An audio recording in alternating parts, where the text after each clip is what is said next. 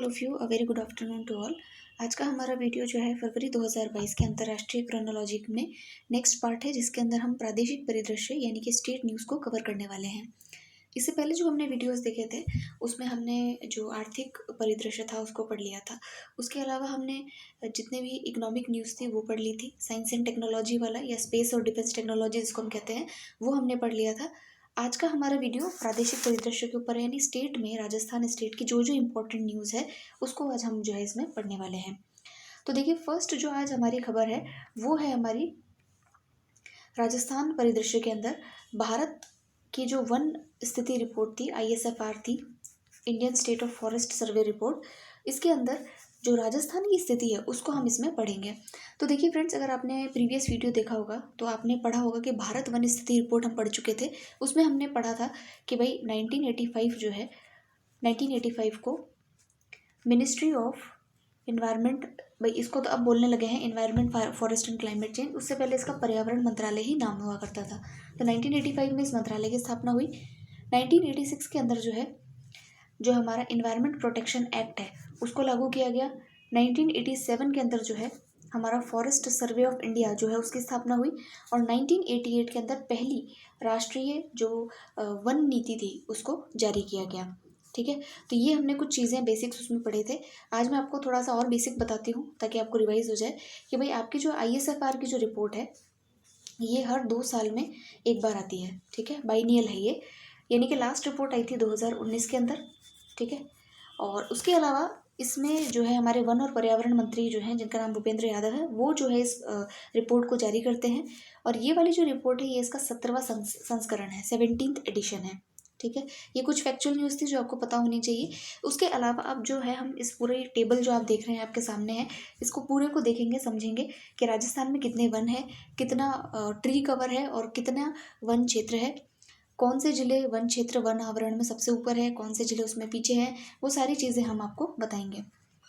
So friends, वो जो table आपको मैगजीन में दे रखी है उसको पढ़ने से पहले यहाँ जो मैंने आपको फैक्ट्स एक जगह लिख के दिए हैं उनको आप थोड़ा ध्यान से सुनिएगा और इसको याद करना है आपको। ये इसमें से एग्जाम्स में से क्वेश्चंस बनेंगे। सबसे पहली चीज़ तो ये मैंने आपको बता ही दिया कि इंडियन फॉरेस्ट सर्वे की रिपोर्ट FCI के द्वारा इसको निकाला जाता है, फॉरेस्ट सर्वे ऑफ इंडिया के द्वारा इसको तैयार किया जाता है मतलब। और ये 17वीं रिपोर्ट थी, हर 2 साल में रिपोर्ट आती है। 2019 में ये रिपोर्ट जो है वो लास्ट आई थी। तो इसके अनुसार राजस्थान में वन क्षेत्र कितना है, तो राजस्थान में जो वन क्षेत्र है उसके अकॉर्डिंग उसके पूरे देश में 15वां स्थान है। ठीक है, ये वन क्षेत्र की बात हो रही है, ध्यान रखिएगा। वृक्ष आवरण अलग होता है, वन आवरण अलग होता है और वन क्षेत्र अलग होता है, तीनों अलग अलग होते हैं, तो इसको थोड़ा दिमाग में रखना है आपको। तो देखिए, वन क्षेत्र के अनुसार अगर बात करें तो राजस्थान का स्थान कौन सा है, 15वां। अगर आप वन आवरण की बात करें कि हमारे यहाँ पर फॉरेस्ट का कवर कितना है, यानी कि सैटेलाइट से जब देखते हैं तो फॉरेस्ट कवर कितना दिखता है कुल भौगोलिक क्षेत्र का, तो वो देखिए यहाँ पर 16,654.96 किलोमीटर स्क्वायर जो है आपको वन आवरण देखने को मिलता है। ये डेटा आपको एज इट इज़ याद करना है क्योंकि हमारे RPSC के एग्जाम्स में जस्ट पॉइंट वाला जो होता है वो भी पूछ लेते हैं। तो नियरेस्ट आपको याद नहीं रखना है, आपको टोटल डेटा ही पता होना चाहिए कि 16,654.96 किलोमीटर स्क्वायर जो है हमारे यहाँ पर क्या है, वन आवरण है। अगर प्रतिशत देखें कि हमारे राजस्थान के टोटल भौगोलिक क्षेत्र का ये कितना प्रतिशत है, तो आपको पता होना चाहिए ये है हमारा 4.87%। ठीक है, अगर आप वन आवरण की बात करें जो कि 2019 की जो हम बात करें तो 2019 में ये वन आवरण कितना था, तो ये था 16,629.51 किलोमीटर स्क्वायर। यानी इस साल क्या है, ये बढ़त इसमें देखने को मिली है। कितना बढ़ा है तो माइनस करके देख लीजिए, कितना बढ़ा है, 25 किलोमीटर स्क्वायर बढ़ा है।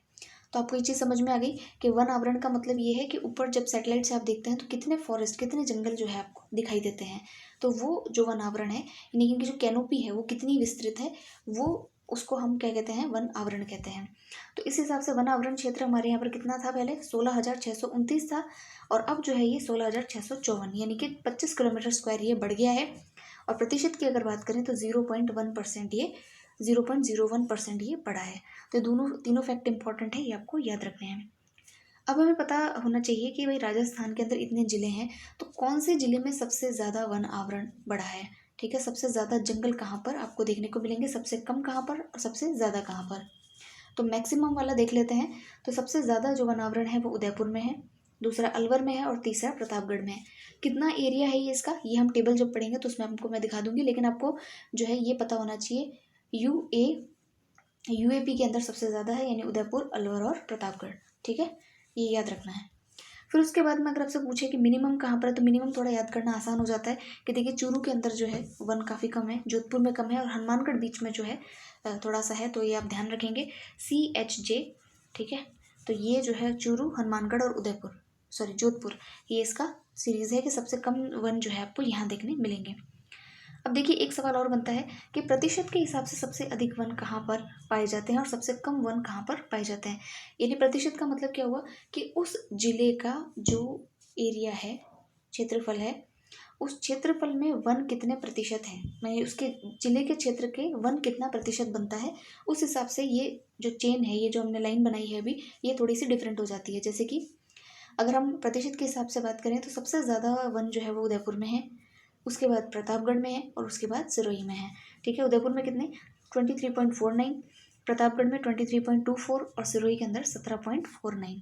अगर आप RPSC के अदर एग्जाम्स की अगर तैयारी करते हैं, जैसे कि कोई और, जैसे RS को छोड़ करके, तो वहाँ आपसे जो ये डेटा है ये भी पूछ लिया जाएगा, तो इसलिए आप इसको याद रखिएगा, इसलिए मैंने यहाँ लिखा है। अगर आप मिनिमम की बात करें कि प्रतिशत के हिसाब से सबसे मिनिमम वन कहाँ पर है, तो देखिए सबसे कम जोधपुर में है, फिर चूरू में है, फिर जैसलमेर में। JCJ, जोधपुर, चूरू और जैसलमेर। तो जोधपुर में कितने हैं 0.48%, और चूरू में है 0.56% और जैसलमेर में 0.84%। ठीक है, अगर आप वृद्धि की बात करें कि भाई सबसे ज़्यादा इस बार वन कौन से ज़िले में बढ़ गए हैं, तो आप देखेंगे कि सबसे ज़्यादा वन जो है वो अजमेर ज़िले के अंदर बढ़े हैं, यानी कि 26.45%, फिर पाली में और फिर बीकानेर में। ठीक है, A और B के बीच में क्या है P। ठीक है, अजमेर, बीकानेर और बीच में क्या है पाली। तो ये इनमें प्रतिशत के हिसाब से जिलेवार वृद्धि हुई है। कमी की अगर बात करें तो यहाँ देखिए आप, जालोर है, करौली है और सिरोही है, तो यहाँ पर प्रतिशत इनमें क्या हुई है, कमी हुई है वनों की। तो यहाँ तक आपको बात समझ में आ गई होगी कि वन क्षेत्र के बारे में हमने जो पढ़ा है वो क्या था। ठीक है, सॉरी, वन आवरण के बारे में जो हमने पढ़ा है वो सारा डेटा आपको समझ में आ गया होगा। अगर मैं वन क्षेत्र की बात करूँ तो वन क्षेत्र देखिए क्या होता है, जो वन क्षेत्र का डेटा होता है उसके लिए जो भी डिपार्टमेंट होता है, वो कौन सा डिपार्टमेंट जिम्मेदार होता है, तो देखिए जो हमारा राजस्व विभाग है और जो वन विभाग है, किसी भी राज्य का अगर आपको वन क्षेत्र पता करना है कि भाई कितने जंगल वहाँ पे आपने लगाए हैं, तो वो डेटा जो है वहाँ का वन विभाग और राजस्व विभाग देता है। तो वन क्षेत्र 3 में डिवाइडेड होता है, एक होता है रिजर्व्ड जिसको आरक्षित वन कहते हैं, एक होता है प्रोटेक्टेड जिसको संरक्षित वन कहते हैं, और एक होता है अनक्लासिफाइड यानी कि अवर्गीकृत वन क्षेत्र। तो राजस्थान में अगर बात करें तो हमारा वन क्षेत्र कितना है, तो 32,862.50 किलोमीटर स्क्वायर हमारे यहाँ पर क्या है, वन क्षेत्र है। क्षेत्र समझते हैं ना आप, एरिया। ठीक है, और जो कि हमारे कुल भौगोलिक क्षेत्रफल का 9.60% है। ठीक, अब देखिए कि सबसे ज़्यादा हमारे यहाँ पर किस प्रकार के फॉरेस्ट है, तो देखिए संरक्षित जो वन है वो सबसे ज़्यादा है, 56.43% सबसे ज़्यादा हमारे यहाँ पर क्या है, तो हमारे यहाँ पर सबसे ज़्यादा क्या है, संरक्षित वन जो है वो सबसे ज़्यादा है। तो ये टेबल आपको याद हो गई होगी, इसको एक दो बार और दोहराइएगा, इसको मैं जो है टेलीग्राम पे पोस्ट कर दूँगी, तो आप इसको याद कर लीजिएगा। फिर देखिए एक जो डेटा होता है वो होता है आपका forest cover, sorry tree cover, जिसको हम कहते हैं वृक्षावरण। ठीक है, वृक्ष यानी कि ट्रीज। इसका क्या मतलब हुआ कि सबसे पहली चीज़ एक क्या समझिए कि जंगल का मतलब है कि जो स्वतः उग रहे हैं या फिर जो एक पूरा एरिया जंगल के लिए अलॉटेड है वहाँ पर कितना वन क्षेत्र है। लेकिन हम भी तो पेड़ लगाते हैं, है ना, तो हमारे द्वारा भी तो पेड़ों को जो है लगाया जाता है, तो उसको हम बोलते हैं एक तरीके से ट्री कवर। ठीक है, तो हमारे यहाँ पर ट्री कवर और फॉरेस्ट कवर अगर दोनों को मिला दिया जाए, ठीक है, क्योंकि आपसे पूछ लेगा कि हमारे यहाँ पर वृक्ष और वन आवरण कितना है। वृक्ष, ये अगर आपने पिछला वाला वीडियो देखा होगा Indian forest survey of report वाला, वहाँ भी मैंने आपको समझाया था, अगर वृक्ष प्लस वन आवरण, जिसको बोलते हैं इंग्लिश में total forest tree and forest cover, अगर वो पूछ लिया जाए तो आपको डेटा पता होना चाहिए। तो अगर आपसे पूछे TFC कितना है तो आप बताएंगे 25,387.96 किलोमीटर स्क्वायर।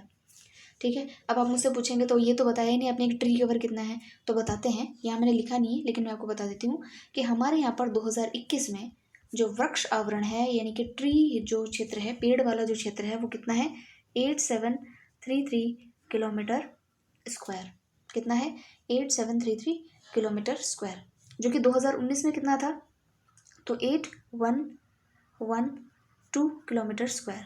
ठीक है, तो ये जो है हमारे इसके अंदर जो है, यहाँ इतना ये वाला डेटा याद रखिएगा कि इस बार हमारा जो वृक्ष क्षेत्र है वो है कितना, 8733 किलोमीटर स्क्वायर, यानी कि पिछली बार की तुलना में इसमें भी बढ़त हुई है। बढ़त तो हर में हुई है, ठीक है, हर में इंक्रीज़ हुआ है। टोटल फॉरेस्ट कवर भी हमारा बढ़ा है, हमारा जो वन क्षेत्र है वो भी बढ़ा है, कम बढ़ा है लेकिन इंक्रीमेंट उसमें देखने को मिला है। तो अब हम चलेंगे जो हमारी एक्चुअल रिपोर्ट हमारे पास में है मैगजीन में, उस पर। सो फ्रेंड्स, ये मैंने आपको बता दिया था कि 17वां संस्करण है और हमारा कुल वनावरण कितना है, 16,654.96 किलोमीटर, जो कि प्रदेश के कुल क्षेत्रफल का कितना है, 4.87%। ये आपको याद रह जाएगा, ठीक है। अब देखिए यहाँ पर ये टेबल दे रखी है कि राजस्थान में जो फॉरेस्ट कवर हमने पढ़ा, वनावरण है, वनावरण भी देखिए वन कई प्रकार के होते हैं। एक होता है अति सघन वन, एक होता है मध्यम सघन वन, एक होता है खुला वन और एक होता है झाड़ी, ठीक है। तो अति सघन वन किसको कहते हैं, देखिए 1 हेक्टेयर के अंदर अगर 70% से ज़्यादा वन है तो उसको बोलते हैं अति सघन वन, ठीक है। और अगर 1 हेक्टेयर में 40% से ज़्यादा लेकिन 70% से कम अगर वन क्षेत्र है तो उसको बोलेंगे मध्यम सघन वन, ठीक है। और अगर 10% से ज़्यादा और 40% से कम अगर वन क्षेत्र है तो उसको बोलेंगे खुले वन, और 10% से भी कम अगर वन है तो उसको आप बोलेंगे स्क्रब यानी कि झाड़ी क्षेत्र। तो ये आपको डेटा पता होना चाहिए। फिर आप यहाँ पर देखिए कि जो इनमें वन क्षेत्र है इसमें सबसे ज़्यादा आपको देखने को मिलेगा कि जो सबसे ज़्यादा हमारे राजस्थान में है वो है खुले वन, ठीक है। 3.57% के साथ सबसे ज़्यादा क्या है, खुले वन है। और उसके बाद में जो झाड़ी क्षेत्र है वो सबसे अधिक है, ठीक है। तो अपना झाड़ी क्षेत्र होना ही चाहिए, खेजड़ी और बंगलेर यही है, तो वही है 1.41%, ठीक है। तो राजस्थान की फॉरेस्ट रिपोर्ट याद करना बड़ा आसान है, मतलब एकदम सामने ही पड़ा है, तो आप इसको समझ लेंगे। और देखिए यहाँ पर जो ये रिपोर्ट है ये आपको दिखाई दे रही होगी, यहाँ पर दे रखा है कि कुल वनावरण यहाँ पर दे रखा है, प्रतिशत 4.87% यहाँ दे रखा है। उसके अलावा ये इतने याद नहीं रखने कि कहाँ कितने डेंस है और कितने, इतना याद करेंगे तो बस फिर हो गया, फिर यही पढ़ते रह जाएंगे। जैसे मैंने आपको बताया था कि सबसे ज़्यादा जो वन है वो आपके है उदयपुर में, तो उदयपुर दिख ही नहीं रहा है, कहाँ गया, हाँ ये रहा। तो देखिए उदयपुर में जो है सबसे अधिक वन है, और प्रतिशत में अगर आप देखें तो यहाँ देखिए प्रतिशत भी दे रखा है 23.49%, जो मैंने आपको बताया था। तो जो मैंने आपको टेबल लिख करके दी है उसको आप कंटेस्ट कर लीजिएगा, उसमें से क्वेश्चन बनेगा। और इस टेबल में से भी आप देख सकते हैं, बाकी जो मेन चीज़ें हैं वो मैंने आपको बता दी है। फिर देखिए कार्बन स्टॉक की बात करें तो हमारा कुल जो कार्बन स्टॉक है वो 110.77 मिलियन टन है, जो कि देश के कुल कार्बन स्टॉक का 1.54% है, ठीक है। फिर अगर बांस की बात करें यानी बेम्बू की बात करें तो हमारे यहाँ पर 1555 किलोमीटर स्क्वायर में जो है बांस धारण क्षेत्र है, जो देश के जो बेम्बू क्षेत्र है उसका 1.04% है। राज्य में बांस कलम की संख्या इतनी है, कलम छोड़िए इतने ये नहीं पढ़ेंगे। फिर देखिए यहाँ पर बांस का कुल जो ग्रीन वेट है वो है 0.66% है, कुल हरित भार का कुल जो हमारा ग्रीन वेटेज है उसका 0.66% जो है वो हमारा जो है बांस के द्वारा भारित है। तो फॉरेस्ट रिपोर्ट यहाँ पर 2 ही पेज में दे रखी थी, जो वो हमने मेन चीज़ें सारी पढ़ ली है, ठीक है। इसमें क्लासिफाइड अनक्लासिफाइड और जो प्रोटेक्टेड फॉरेस्ट है उसके बारे में नहीं दे रखा है, लेकिन वो मैंने आपको टेबल में बता दिया था, तो वो पेज मैं आपको टेलीग्राम पे शेयर कर दूँगी, आप उसमें से पढ़ लीजिएगा। नेक्स्ट आर्टिकल देखिए, नेक्स्ट जो बात है वो है उषा शर्मा जो है उन्हें राज्य के नए मुख्य सचिव के रूप में नियुक्त किया गया है। मुख्य सचिव आप जानते हैं कि जितना भी एडमिनिस्ट्रेटिव यानी प्रशासनिक कार्य होता है उसका मुखिया जो होता है वो मुख्य सचिव होता है, ठीक है। इसकी नियुक्ति चीफ मिनिस्टर के द्वारा की जाती है, ठीक है। और ये जो है निरंजन आर्य जो हमारे पूर्व जो मुख्य सचिव है उनका स्थानीय लेंगी, और निरंजन आर्य क्योंकि रिटायरमेंट उनका हो गया है और इसके बाद में उनको कौन सा पद मिला है, तो मुख्यमंत्री के सलाहकार का पद जो है वो उनको दिया गया है।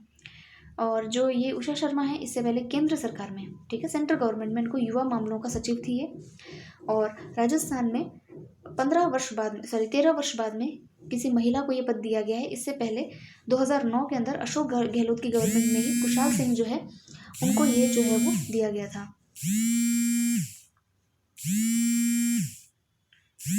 तो देखिए उषा शर्मा जो है उनको बनाया गया है। तो 2009 के अंदर जो है अशोक गहलोत जी की जो सरकार थी उसके अंदर भी ये उसके अंदर खुशहाल सिंह जो है वो मुख्य सचिव थी, तो वो पहली महिला थी, और सेकंड यही है, मतलब जो है दूसरी बार इनको किसी महिला को जो है मुख्य सचिव का पद दिया गया है।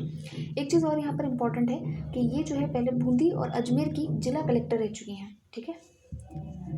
नेक्स्ट आर्टिकल पे चलते हैं। ई दाखिला पोर्टल जो है उसकी शुरुआत की गई है। सो देखिए ये जो ई दाखिला पोर्टल है इसको जो है हमारा राष्ट्रीय जो सूचना केंद्र है उसके द्वारा विकसित किया गया है। ठीक है, राष्ट्रीय सूचना केंद्र के द्वारा इसको विकसित किया गया है और राज्य में इस व्यवस्था को लागू करने के लिए राष्ट्रीय उपभोक्ता आयोग से जो है वो अनुमति ली गई है। तो नाम से अगर आपको नहीं पता चलता है तो इसको बताते हैं। ई दाखिल पोर्टल जो है, दाखिला कहा था मैंने, ई दाखिल पोर्टल जो है ये हमारा जो भी उपभोक्ता हैं, जितने भी कंज्यूमर्स हैं, वो ऑनलाइन जो है अब शिकायत दर्ज करा पाएंगे। कोई भी उनका जो है शिकायत किसी भी व्यक्ति, किसी संस्था के प्रति, किसी भी सर्विसेज के प्रति अगर उनकी शिकायत हो तो उसको ऑनलाइन जो है वो दर्ज करा सकते हैं। तो ये जो है देखिए यहाँ पर कि राजस्थान राज्य उपभोक्ता विवाद प्रतितोष आयोग के अध्यक्ष बनवारी लाल शर्मा के द्वारा ई दाखिल पोर्टल जो है उसकी शुरुआत की गई है। ठीक है, और इस पोर्टल पर उपभोक्ता अपनी शिकायत को उपभोक्ता आयोगों के पास ऑनलाइन दर्ज करा पाएंगे। तो ये इसका मेन काम है। तो पोर्टल के नाम से तो सिद्ध नहीं हो रहा है कि किस चीज़ में है, लेकिन इसको देख करके हम पता कर सकते हैं। फिर देखिए डिजिटल माध्यम से उपलब्ध इस मंच पर ई नोटिस, मामले से जुड़े दस्तावेजों को डाउनलोड करने के लिए लिंक, वीडियो कॉन्फ्रेंस के माध्यम से सुनवाई के लिए वीसी लिंक यानी वीडियो कॉलिंग लिंक, और विपरीत पक्ष द्वारा लिखित जवाब दाखिल करने की सुविधा और एसएमएस व ईमेल पर अलर्ट की सुविधा, सारी चीज़ें जो है यहाँ पर उपलब्ध होगी। ठीक है, नेक्स्ट आर्टिकल देखिए कि जो हमारे मेवाड़ के जो पूर्व राज परिवार के सदस्य हैं लक्ष्यराज सिंह मेवाड़, उनको राज्यपाल का जो सलाहकार है वो नियुक्त किया गया है। ठीक है, तो ये छोटी सी न्यूज़ थी यहाँ पर। तो देखिए ये क्या होता है कि राज्यपाल जो है अपने सलाहकार मंडल में जो है कला, संस्कृति और जो अन्य विषय जैसे अर्थशास्त्र है, विधि प्रशासन है, इन सब से लेकर के जो है नियुक्तियां करते रहते हैं। तो उसके अंदर जो है राज्यपाल मंडल में 9 जो अन्य विषय विशेषज्ञ हैं उनको भी अभी उन्होंने मनोनीत किया है। ठीक है, तो ये जो हमारे मेवाड़ के जो राजघराने से हैं लक्ष्यराज सिंह मेवाड़, उनको जो है इसमें सलाहकार नियुक्त किया गया है हाल ही में। नेक्स्ट आर्टिकल पे चलेंगे। नेक्स्ट आर्टिकल है गौरी महेश्वरी जो है उनको राष्ट्रीय बाल पुरस्कार मिला है और ये अजमेर से हैं। तो अजमेर जिले की ये लड़की हैं और इनका नाम है गौरी महेश्वरी। इनको प्रधानमंत्री के द्वारा राष्ट्रीय बाल पुरस्कार से जो है वो सम्मानित किया गया है।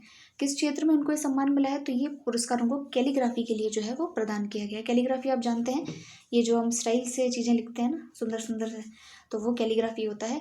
और देखिए जो राष्ट्रीय बाल पुरस्कार के लिए राष्ट्रीय बाल दिवस कब आता है तो वो आप मुझे बताइएगा। तो राष्ट्रीय बाल दिवस के अवसर पर देश के प्रधानमंत्री द्वारा जो है इनको पुरस्कृत जो है वो किया गया है। और इनमें जो गौरी महेश्वरी है वो राजस्थान से सम्मान प्राप्त करने वाली एकमात्र जो है वो लड़की हैं।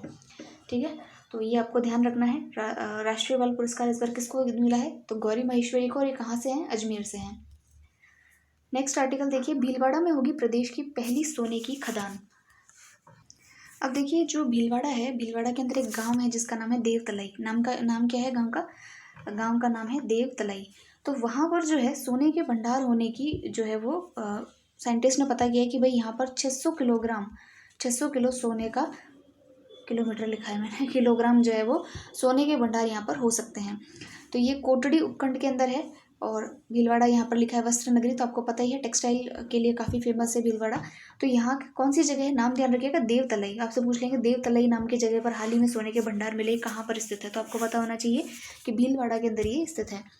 तो भीलवाड़ा जिले के अंदर ये है। और यहाँ पर जो है अब सरकार को जैसे पता लगा, सरकार ने तो बिडिंग स्टार्ट कर दी। जो हाईएस्ट बिडर होगा, ठीक है, लीज पर देती है सरकार, हाईएस्ट जो बिडर होता है उसको फिर जो है लीज अलॉट हो जाती है और फिर वो खदान कार्य शुरू करता है। तो ये 16 दिसंबर से ही यहाँ पर जो है जो ये है बिडिंग को इनवाइट किया है और शीघ्र ही इसका काम जो है वो स्टार्ट हो जाएगा। ठीक है, देखिए जो भीलवाड़ा है वैसे तो वहाँ बेसिकली अगर आप देखें तो ग्रेनाइट भी मिलता है। जैसे कि यहाँ लिखा है कि इस खान में ग्रेनाइट के साथ जो सोना है उसके साथ में तांबा और ग्रेनाइट दोनों मिले हैं, लेकिन अधिक मात्रा किसकी है? तो सोने की है। ठीक है, फाइनली कर्नाटका के बाद में जो है कहीं और सोना भी मिला है। नेक्स्ट देखिए, सैयद कादरी जो है उनको Hasrat Jaipuri award for contribution in cinema मिला है। तो ये जो गाना है भीगे होठ तेरे, इसका जो मशहूर गीत लिखने वाले जो गीतकार हैं वो यही है सैयद कादरी, और इनको Hasrat Jaipuri award for contribution in cinema जो है वो दिया गया है। ये जोधपुर से संबंधित है, जोधपुर जिले के हैं। और राजस्थान इंटरनेशनल फिल्म फेस्टिवल यानी रिफ के द्वारा फिल्म क्लब की ओर से राजस्थान दिवस के अवसर पर इनको जो आयोजित किया जाएगा 8वां संस्करण, उसके अंदर ये अवार्ड जो है वो इनको दिया जाएगा। अब कहाँ और कैसे दिया जाएगा वो छोड़िए, नाम ध्यान रखिएगा, नाम है इनका सैयद कादरी, इनको ये अवार्ड दिया जाएगा, ये गीतकार हैं। फिर देखिए यह पुरस्कार जयपुर में जन्मे मशहूर गीतकार हसरत जयपुरी जो है उनकी स्मृति में प्रत्येक वर्ष फिल्मी दुनिया की ऐसी शख्सियत को दिया जाता है जिसने अपना जीवन संगीत को समर्पित किया हो। भारतीय कवि और गीतकार सईद कादरी के करियर की शुरुआत निर्देशक महेश भट्ट की फिल्म जो है जिसमें उनके उससे हुई थी। तो आप ध्यान रखिएगा इनका नाम सईद कादरी। अवार्ड कौन सा मिला है? हसरत जयपुरी स्मृति पुरस्कार। ठीक है। अब जो विशेष बात में क्या है कि रिफ के इस समारोह में लेखक निर्माता निर्देशक चंद्रशेखर नाविरकर को लाइफ टाइम अचीवमेंट अवार्ड जो है उससे भी सम्मानित किया गया। तो ये 2 फैक्ट है इसमें, सईद कादरी और चंद्रशेखर नाविरकर। नेक्स्ट आर्टिकल पे चलेंगे। तो देखिए फ्रेंड्स, अल्पसंख्यक जो लोग हैं उनके विकास के लिए 98.5 करोड़ रुपए के व्यय को राज्य सरकार के द्वारा मंजूरी दी गई है। तो राजस्थान के जो हमारे मुख्यमंत्री हैं उन्होंने अल्पसंख्यक समुदाय के लिए गठित 100 करोड़ रुपए के विकास कोष में 98.55 करोड़ व्यय करने की मंजूरी दे दी है। तो जितनी भी आपने योजनाएं अभी तक पढ़ी है, जैसे कि परंपरागत हुनर हाट है, उसके अलावा इंदिरा गांधी क्रेडिट कार्ड योजना है, तो उन सब में कुछ ना कुछ पैसे जो है अलॉट किए गए हैं जिससे कि अल्पसंख्यक वर्ग जो है उसके कल्याण के लिए कार्य किए जा सकें। नेक्स्ट आर्टिकल देखिए, उसमें देखिए ऊपर वाला जो आर्टिकल है इसमें आपको सबके लिए याद करने की ज़रूरत नहीं है कि किस में कितना अलॉटमेंट हुआ है, इतना याद ना रहेगा, ना आपको करने की कोई आवश्यकता इसमें है। फिर है देखिए दौसा के अंदर जो है, दौसा में MSME टेक्नोलॉजी पार्क जो है उसकी स्थापना की जाएगी। तो MSME आप जानते हैं जो मध्यम जो आपके हैं medium small and micro small and medium enterprises. ठीक है। तो ये जो लघु आपके उद्योग होते हैं, मध्यम लघु और सूक्ष्म उद्योग, उनके विकास के लिए जो है 100 करोड़ की लागत से दौसा के अंदर एक MSME टेक्नोलॉजी पार्क जो है उसकी स्थापना की जाएगी। इससे लगभग 5000 लोगों को जो है वो रोजगार के अवसर उपलब्ध होंगे। नेक्स्ट आर्टिकल देखिए। फिर देखिए नेक्स्ट आर्टिकल है कि नागौर को मिला राष्ट्रीय ई-गवर्नेंस पुरस्कार। तो देखिए नागौर जो है वो सिलिकोसिस केयर के नाम से उसने जो है एक एक्सीलेंस इन गवर्नमेंट प्रोसेसिंग री engineering for digital transformation category के अंदर जो है नेशनल ई गवर्नेंस अवार्ड जो है वो प्राप्त किया है। तो देखिए बेसिकली वहाँ पर जो है एक प्रोग्राम चलाया जा रहा है जिसके अंदर सिलिकोसिस से जो पीड़ित लोग हैं उनको सरकार द्वारा प्रदत्त जो राशि है उसको त्वरित रूप से जो है उस कार्य को कराया गया है कलेक्टर के द्वारा, इसीलिए ये पुरस्कार जो है नागौर को मिला है। तो आपको पता है कि सिलिकोसिस नीति राजस्थान सरकार ने जारी की थी, उसमें जो भी सिलिकोसिस आप जानते हैं कि एक बीमारी है, फेफड़ों की बीमारी है, और जो लोग खदानों में काम करते हैं जो मजदूर, उनको ये असाध्य रोग जो है वो हो जाता है, सांस लेने में तकलीफ होती है इससे। तो उनके फैमिली को पेंशन और उन लोगों को कंपनसेशन जो है वो सरकार के द्वारा सिलिकोसिस नीति के तहत दिया जाना है। और उसमें आपको पता है कि सरकार तो नीति बनाती है, उसको आगे ले जाने का कार्य जो है वहाँ का प्रशासन करता है। ठीक है। तो सबसे ज़्यादा यहाँ पर प्रशासन की तरफ से ये कार्य नागौर के अंदर किया गया है। आपको पता है नागौर के अंदर सबसे ज़्यादा खदानें भी हैं, मार्बल की जो खदानें हैं वो आपको नागौर में मिलेगी, किशनगढ़ में मिलेगी। तो यहाँ पर काम करने वाले व्यक्तियों को ज़्यादा ये बीमारी होती है। तो वहाँ के कलेक्टर ने ये अवार्ड रिसीव किया है, वहाँ के कलेक्टर है जितेंद्र कुमार सोनी जी, उन्होंने जो है ये इस अवार्ड जो है उसको ग्रहण किया है। फिर नेक्स्ट आर्टिकल पे हम चलेंगे। पचपदरा रिफाइनरी में पाइपलाइन बिछाने को जो है अभी मंजूरी है वो मिली है। तो ये जो मंजूरी है ये किसने दी है और क्यों दी है, क्या हो गया इसमें देखते हैं। देखिए जो पचपदरा वाली रिफाइनरी, पचपदरा कहाँ है, बाड़मेर में। तो ये जो रिफाइनरी है ये आपके इसमें एक पाइपलाइन बिछानी है यानी कि वाटर सप्लाई के लिए। और ये जो पाइपलाइन है ये आपका बैटल फील्ड है जिसको हम बोलते हैं, कहाँ गया नाम, कहाँ गया उसका भाई। तो देखिए यहाँ पर जो है रक्षा मंत्रालय के ने पोखरण फील्ड फायरिंग रेंज जो है उसके पूर्वी किनारे पर रक्षा भूमि के माध्यम से पानी की पाइपलाइन बिछाने के लिए HPCL को मंजूरी दी। आपको पता है कि HPCL और गवर्नमेंट ये साथ में मिलकर के इस पाइपलाइन का कार्य इस रिफाइनरी का कार्य कर रहे हैं।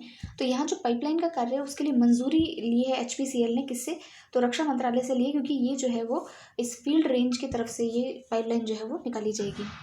और यहाँ पर जो है इस पाइपलाइन के माध्यम से इंदिरा गांधी नहर का पानी जो है वो इधर रिफाइनरी तक पहुँचाया जाएगा।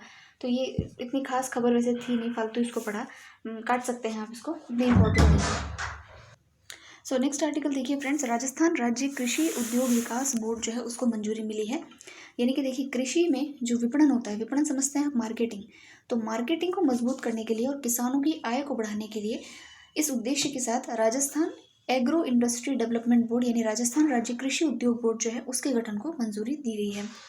ठीक है। इसके अध्यक्ष कौन होंगे, तो इसके अध्यक्ष होंगे मुख्यमंत्री खुद, और इसमें जो है इसका कार्य क्या होगा? ये जो है बोर्ड है, ये किसानों की आय बढ़ाने के लिए ठोस नीति बनाने, इसके प्रभावी क्रियान्वयन के संबंध में सुझाव देने और इसके अतिरिक्त प्रदेश के अधिकाधिक किसानों को एग्रो प्रोसेसिंग और मूल्य संवर्धन से जोड़ने के लिए रूपरेखा तैयार करेगा। देखिए, प्रोसेसिंग होना काफ़ी जो है एग्रीकल्चरल प्रोडक्ट्स की ज़रूरी होता है, ठीक है। जैसे कि मान लीजिए आलू की खेती होती है, तो उससे अगर आलू की चिप्स बन सके या फिर और जो आइटम्स है वो बन सके, तो उसको हम कहते हैं प्रोसेसिंग। तो अगर प्रोसेसिंग वाला कार्य अच्छा होता है तो उसमें फिर जो है उसको जो प्रोडक्ट होते हैं, एग्रीकल्चर प्रोडक्ट्स होते हैं, वो बेचने में काफ़ी आसानी रहती है। यानी कि सिर्फ आप खेती की चीज़ों पर ही निर्भर नहीं है, खेती में जो मार्केटिंग वाला जो चीज़ है वो इसके अंदर और इन्वॉल्व हो गया है। यानी कि और जो उसके प्रोडक्ट्स हैं वो भी जो है वो मार्केट में आ सकते हैं, जिससे किसानों की आय जो है वो बढ़ सकती है। फिर नेक्स्ट आर्टिकल हम देखेंगे। देखिए, नेक्स्ट आर्टिकल है कि लिग्नाइट आधारित ताप विद्युत संयंत्र जो है उसको स्थापित करने की सरकार की मंशा है। सरकार यानी राज्य सरकार चाहती है कि बीकानेर जिले का जो गुड़ा पश्चिम है, ठीक है, ये नाम ध्यान रखिएगा, गुड़ा पश्चिम कहाँ का? बीकानेर जिले का। वहाँ पर एक लिग्नाइट के लिए जो है वो ताप संयंत्र लगाने का प्रयास है ताकि बिजली उससे उत्पादित की जा सके। देखिए, लिग्नाइट क्या होता है? उसको भूरा कोयला भी कहते हैं। और ये कोयले की जो श्रेणी होती है उसमें सबसे लास्ट यानी निचला जो है इसका क्रम आता है। इसमें 25 से 35% ही कार्बन की मात्रा होती है। तो देखिए, केंद्र सरकार जो है, जो सेंट्रल गवर्नमेंट है, उसका ऑलरेडी जो है यहाँ पर नेवेली लिग्नाइट कॉरपोरेशन जो है वो पहले से ही यहाँ पर जो है गुड़ा पूर्व में अपने बिजली संयंत्र से बिजली पैदा कर रहा है। राज्य सरकार भी जो है अब यहाँ पर एक उसको लेकर के काफ़ी सीरियस है। अब नेक्स्ट देखिए, राजस्थान शॉर्ट न्यूज़ में क्या क्या है। तो देखिए, एक है मन्नत जो है उनको मिस टीन इंटरनेशनल का अवार्ड मिला है। ये श्री गंगानगर श्री गंगानगर और जन्मी जयपुर में है। तो मन्नत सिवाच जो है उनको गुरुग्राम के अंदर जो मिस टीन इंटरनेशनल इंडिया 2021 हुआ था उसका खिताब से उनको नवाजा गया है। फिर देखिए कि जो जयपुर मेट्रो है उसका फेज़ 1C प्रोजेक्ट जो है वो स्टार्ट होने वाला है, जो कि बड़ी चौपट और ट्रांसपोर्ट नगर के मध्य मेट्रो रेल शुरू इसमें की जाएगी, ठीक है। इसको फेज़ 1C नाम दिया गया है और जिसके तहत इन दोनों स्टेशनों के बीच मेट्रो रेल लाइन बिछाई जाएगी। कहाँ कहाँ? बड़ी चौपड़ और ट्रांसपोर्ट नगर। इसके अलावा अगर आप देखें तो फेज़ 1D जो है उसके तहत मानसरोवर से अजमेर रोड चौराहे तक जो है वो मेट्रो रेल बिछाई जाएगी, ठीक है। तो ये इसका पूरा प्रोजेक्ट है। फिर देखिए, तो ये मुकुल चौधरी के ऊपर है। तो मुकुल चौधरी कौन है? ये एक महिला हैं और IPS अधिकारी जो है पंकज चौधरी उनकी ये पत्नी है। और इन्होंने जो है एक जनहित याचिका दायर की थी जिसमें कि जो सफाई कर्मी होते हैं, जो कि ये जो सीवरेज लाइन होती है, गटर जो होते हैं उनको साफ़ करने में जो है कार्य करते हैं, उनको राहत दिलाने के लिए ये PIL दायर की गई थी। और इसी उनकी जागरूकता के कारण उनको ग्लोबल इंस्पिरेशन वीमेन अवार्ड जो है उससे सम्मानित किया गया है। नेक्स्ट आर्टिकल देखिए, जो RPSC के कार्यवाहक चेयरमैन रहे हैं और पहले अध्यक्ष रहे थे डॉक्टर शिव सिंह, उनके सेवानिवृत्ति पर है कि उसके बाद में जो भी नेक्स्ट जिनको बनाया है, जिनको RPSC का नेक्स्ट मेंबर बनाया गया है, उनका नाम आप ध्यान रखेंगे और उनका नाम आप मुझे कमेंट सेक्शन में बताएंगे कि RPSC के नए चेयरमैन जो है वो कौन है। फिर देखिए, महाराव ब्रिजराज सिंह, ये कौन है? तो देखिए, ये कोटा के अंतिम शासक थे। कोटा के जो अंतिम शासक थे महाराव भीम सिंह सेकंड, उनके पुत्र कोटा के पूर्व महाराव ब्रज सिंह जो है उनका जो है अभी हाल ही में निधन हो गया है 87 वर्ष की उम्र में। और तो इनका आप थोड़ा नाम ध्यान रखेंगे। और ये जो है राज परिवार के 18वीं पीढ़ी के ब्रजराज सिंह 3 बार झालावाड़ लोकसभा से जो है वो सांसद जो है वो रह चुके हैं और तीसरी लोकसभा में वे कांग्रेस व चौथी व 5वीं लोकसभा में जनसंघ से सांसद जो है वो चुने गए थे, ठीक है। तो ये इनके बारे में है। फिर देखिए, कर्नल कृष्ण सिंह के बारे में है। तो ये अजमेर की राष्ट्रीय मिलिट्री स्कूल के पूर्व छात्र रहे हैं और इन्होंने जो सर्वाधिक अल्ट्रा मैराथन दौड़कर जो है वो क्या बनाया है? विश्व रिकॉर्ड बनाया है, ठीक है। ये 51 वर्षीय है और इन्होंने सबसे ज़्यादा अल्ट्रा मैराथन्स जो है वो पूरी की है। फिर नेक्स्ट आर्टिकल देखिए, जो सप्त शक्ति कमान है, ठीक है, उसका जो 74वां सेना दिवस जो है वो जयपुर में सप्त शक्ति कमान के द्वारा मनाया गया है। जो सेना दिवस था वो सप्त शक्ति कमान के द्वारा जयपुर में जो है इसका आयोजन किया गया, ठीक है। और इसमें नेक्स्ट है, तो देखिए, वीर नारायण आर्य जो है उनके ये जो है जयपुर के वरिष्ठ पारंपरिक लघु चित्रण कला के चित्रकार हैं वीर नारायण आर्य। इनको संतोष स्मृति कला चर्चा सृजन सम्मान से जो है वो सम्मानित किया है। तो अगर इनका नाम आ जाए तो आप ध्यान रखिएगा कि ये जो है वरिष्ठ पारंपरिक लघु चित्रण कलाकार हैं, ठीक है। फिर नेक्स्ट आर्टिकल देखिए कि जो हमारा मौसम केंद्र है जो जयपुर का, उसको हाल ही के अंदर जो है मौसम का सटीक अनुमान लगाने के लिए सर्वश्रेष्ठ मौसम केंद्र के रूप में जो है वो पुरस्कृत किया गया है। ठीक है। भारत मौसम विभाग के 147वें स्थापना दिवस के अवसर पर केंद्रीय जो मंत्री डॉक्टर जितेंद्र सिंह है, उनके द्वारा बेहतर अनुसंधान और परिचालन विश्लेषण के लिए लेह, मुंबई, दिल्ली, चेन्नई में 4 डॉपलर मौसम रडार जो है राष्ट्र को समर्पित किए गए, और उसके अलावा जो जयपुर का जो केंद्र है इसको भी सम्मानित किया गया। फिर नेक्स्ट आर्टिकल देखेंगे। देखिए, हिंदुस्तान जिंक लिमिटेड जो है उसको डाउ जोन्स सस्टेनेबिलिटी इंडेक्स के धातु और खनन में वैश्विक शीर्ष 5 कंपनियों के अंदर शामिल किया गया है। तो इंपॉर्टेंट है हिंदुस्तान जिंक को लेकर के। और यह कंपनी वर्तमान में लेड जिंक की दूसरी सबसे बड़ी उत्पादक होने के साथ ही चांदी उत्पादन में विश्व की 6ठी सबसे बड़ी कंपनी है। तो ये काफ़ी इंपॉर्टेंट बात है, इसको आप ध्यान रखेंगे। एक जो है खिलाड़ी हैं, कोच हैं जो कि चर्चा में है, जिनका नाम है दीक्षांत याग्निक। ये जो है राजस्थान रॉयल टीम के अंदर 3 वर्ष का इन्होंने एग्रीमेंट साइन किया है, जिसके तहत ये राजस्थान रॉयल टीम में फील्डिंग कोच की भूमिका जो है निभाएंगे। तो इनका नाम थोड़ा आप ध्यान रखेंगे। फिर जो आर्टिकल है वो आपका हिस्ट्री से संबंधित है। तो देखिए, जंवा रामगढ़ जो है, जंवा रामगढ़ आप जानते हैं जंबाई माता जहाँ पर है, और रामगढ़ बांध है, रामगढ़ बांध से थोड़ा सा आगे ही पड़ता है। तो जंवा रामगढ़ जो है वहाँ पर आपको मनरेगा के जो कार्य हो रहे थे उसमें उसके तहत 750 वर्ष पुराने चांदी के सिक्के मिले हैं। और चांदी के सिक्के जो है ये आपके चौहान वंशीय जो राजा है जयद्र सिंह जी, उनके समय के हैं। और इसमें कुछ सिक्के मध्यकालीन भी हैं। तो मध्यकालीन जो सिक्के हैं वो गयासुद्दीन बलबन, मुइजुद्दीन कैकुबाद, इनके शासनकाल के में यूज़ होते थे। उस शासनकाल के सिक्के भी जो है यहाँ से प्राप्त हुए हैं। फिर देखिए, जो BSF है, सीमा सुरक्षा बल, उसके तहत राजस्थान की पश्चिमी अंतर्राष्ट्रीय सीमा पर ऑपरेशन सर्द हवा जो है उसको नियमित ये वार्षिक अभ्यास होता है, तो इसको चालू किया गया। तो आपको पता होना चाहिए ऑपरेशन सर्द हवा जो है ये किसके द्वारा स्टार्ट किया जाता है, तो ये आपके BSF के द्वारा किया जाता है। और सर्दियों के दौरान ये ऑपरेशन गर्म हवा आयोजित करते हैं। ठीक है। ज्ञानदूत 2.0 ये क्या है, तो देखिए, विद्यार्थियों की शैक्षणिक सहायता, मार्गदर्शन और परीक्षाओं की तैयारी के लिए विशेष सहायता कार्यक्रम ज्ञानदूत के 2य संस्करण का शुभारंभ जो है उच्च शिक्षा मंत्री राजेंद्र यादव के द्वारा जो है वो किया गया है। ठीक है। तो ये किससे संबंधित है, तो विद्यार्थियों को जो है शैक्षणिक सहायता, मार्गदर्शन और परीक्षाओं की तैयारी के लिए ज्ञानदूत कार्यक्रम चलाया जाता है। ठीक है। सो फ्रेंड्स, ये आज का हमारा वीडियो 32 मिनट्स का ऑलरेडी हो गया है। तो हम आधा जो सेकंड पोर्शन है इसका प्रादेशिक परिदृश्य का, वो नेक्स्ट वीडियो में कवर करेंगे, जिसमें हम इसका जो नेक्स्ट वाला पार्ट है, करीबन 3 पेज बचे हुए हैं, अभी भी हमको पढ़ना है, तो वो उसको कंप्लीट करेंगे और फिर पुरस्कार और सम्मान वाले पोर्शन में हम चलेंगे। तो आप बने रहिएगा चैनल के साथ में, और मिलते हैं नेक्स्ट वीडियो के अंदर।